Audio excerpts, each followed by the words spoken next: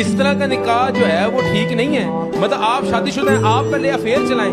Affair کی اجازت نہیں ہے. اسلام تو آپ کو پہلے سٹیپ پہ روک رہا ہے. دیکھیں قرآن کی آیت ہے وَلَا تَقْرَبُوا الْفَوَاحِشَ.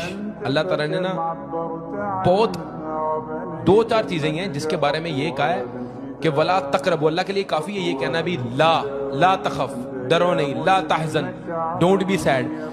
وَلَا تَقْرَبُوا الْفَوَاحِشَ, فحاشی کے قریب بھی مت جانا. وَلَا تَقْرَبُوا الزِّنَا, زنا کے قریب بھی مت جانا. پھر ایک اور جگہ آتا ہے, صرف یہ دو تین چیزیں ہیں جو ابھی مجھے یاد ہیں. وَلَا تَقْرَبُوا مَالَ الْيَتِيمِ, یتیم کے مال کی طرف, یتیم کے مال کے قریب بھی مت جانا. آپ مجھے بات بتائیں, اللہ تعالیٰ جو کہہ رہا ہے کہ زنا کے قریب بھی مت جانا, اس کا کیا مطلب ہے آپ کے مطابق؟ کیا مطلب ہے اس کا؟ کہ اس راستے میں بھی نہ چلنا جو تمہیں فحاشی کی طرف لے کے جائے, اس راستے میں چلنا جو زنا کی طرف تمہیں لے کے جائے. اس میں کیا شامل ہے؟ عورت سے بات کرنا, عورت کے ساتھ گھومنا پھرنا, عورت کے ساتھ جو ہے وہ ڈیٹنگ میں ملوث ہونا, کسی ہوٹل میں جانا. یہ تمام تر چیزیں ہیں نا جو کہ زنا کے راستے پہ چل رہی ہیں. یہ اسلام کے اندر الاؤڈ ہے. لیکن